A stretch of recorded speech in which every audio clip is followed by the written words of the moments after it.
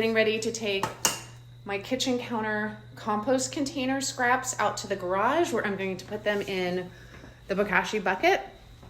And I keep my Bokashi buckets in my garage. They do not smell because they have airtight gamma lids on them. They're just 5-gallon buckets from one of the big box stores.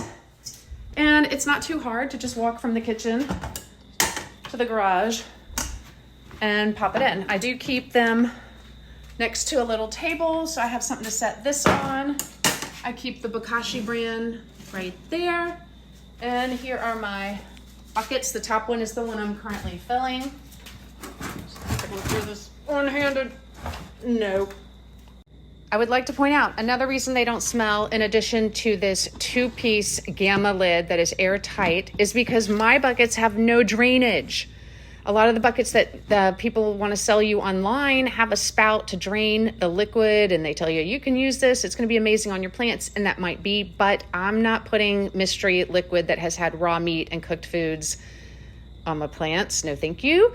And I don't want anywhere where it could smell. So this is a fully contained unit. You do not need this part. This is an airscape lid. I just use it it doesn't keep the smell out. That's not what it's for. It's for pushing down the food, in my mind. And this is what it looks like. And we've got the wonderful white mold. This is the anaerobic mold that is wonderful for Bokashi, which is an anaerobic process. And I'm just gonna dump this entire thing in. Let me see if I can rig my camera up to show you. Okay, I've got my phone balancing on the railing. Let's hope I don't knock it off. Just gonna add everything in here. This has got some raw chicken. This has leftover food that no one ate. It has cooked food, it has oily food, it has dairy. This is the microbe inoculated Bran. I'm just gonna take a handful, sprinkle it on the top. You could just use a piece of cardboard to push down right now. I'm gonna use my airscape lid, push it down, because air is your enemy of this process. It's completely anaerobic. There we go. Tighten that up. All done. Once that bucket that I'm filling right now is completely full, the lid will go on and be sealed, and then it's just gonna sit unopened for about 3 weeks while everything in it is fermented by the anaerobic microbes in that Bran. All right. Once it is fermented, it then needs to be either added to a compost pile, trenched in your garden, or added to a soil factory so that it can then go through an aerobic decomposition process.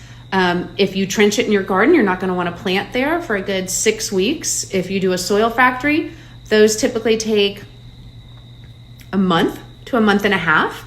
And if you add it to your compost pile, it is going to help heat up if you're attempting a hot compost pile, it's going to help it heat up super fast. Okay, last Bokashi thing.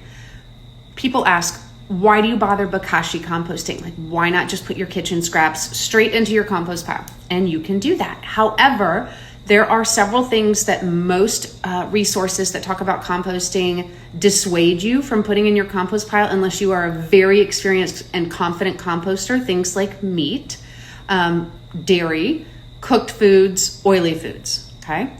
So that if you are not composting those things are still going to landfill. If you Bokashi ferment them and then add that Bokashi ferment to your compost pile, you can compost all of those things confidently because they've gone through that fermentation process. So our household, 0 food waste household. Not one piece of food goes in our trash can. And I just feel really good about that.